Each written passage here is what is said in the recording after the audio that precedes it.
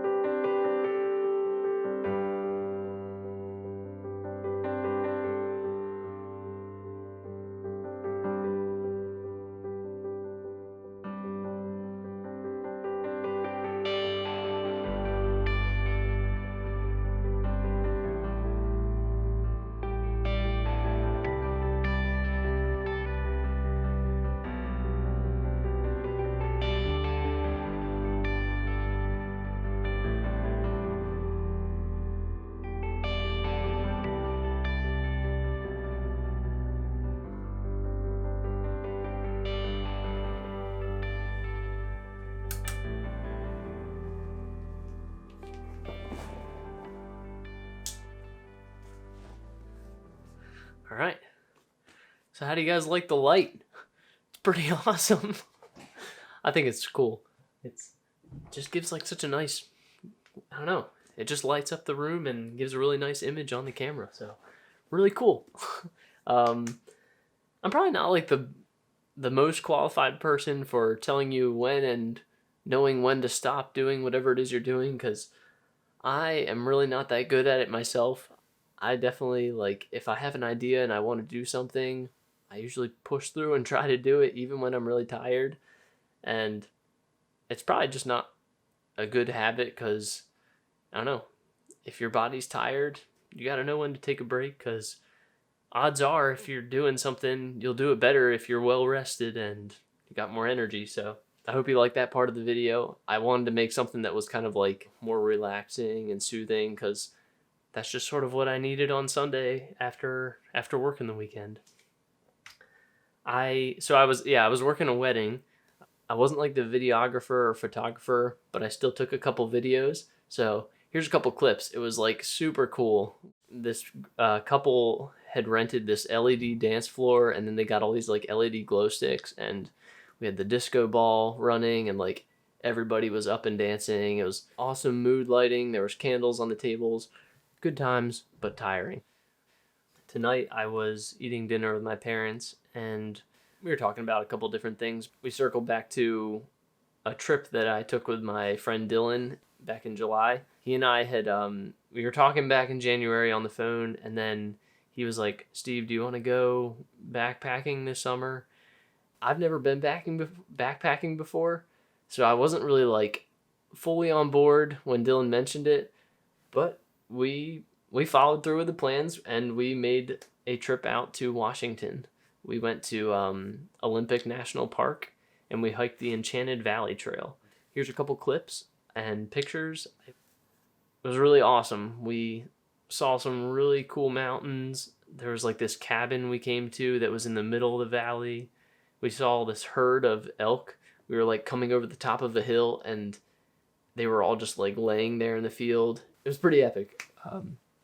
I think we did like 37 miles over it was like 3 days. We did a 3-day trip, like 3 nights camping and like 2 full days of, I guess it was like 3 full days of backpacking.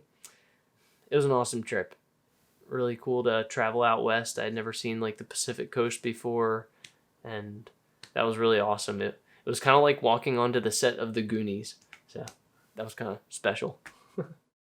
We also got to rent this SUV. It was a Mitsubishi Outlander. It only had like 1,800 miles on it at that point, and it was like brand spanking new, and it was awesome.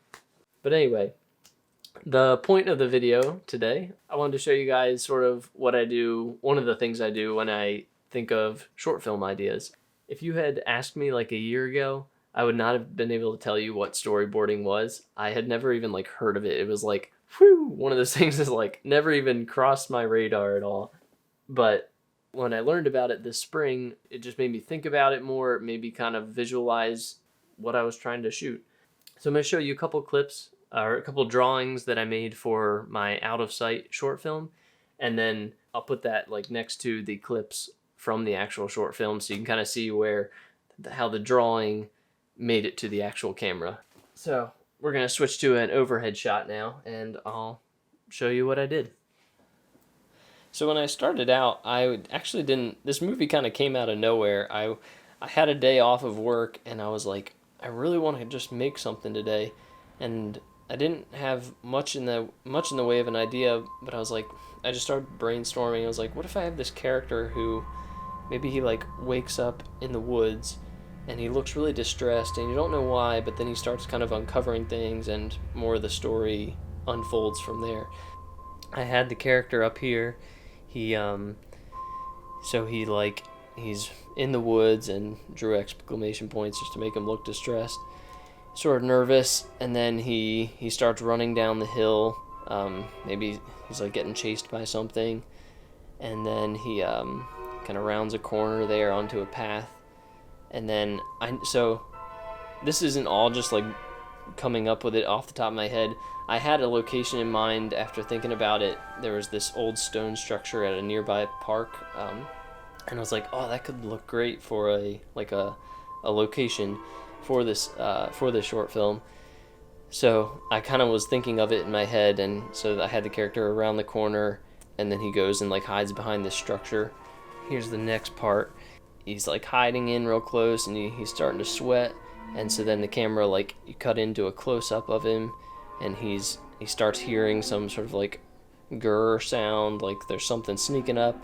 So that was kind of like to draw you in, so the audience is kind of like, you're watching this, you're getting sucked in, like, oh man, what is coming? And then all of a sudden you hear this sudden beeping or like phone call, and it's coming from his backpack, and he kind of panics, and then he pulls out the walkie-talkie. Then he's like even more nervous, and then we cut to an audio. You hear someone saying like, and cut, and then that's where I had this final shot where there were three of me. One of them's like the director, one of them's the audio guy and the actor, and then it was just going to be like the speaker off in the distance, basically just showing the behind the scenes of how to make the movie.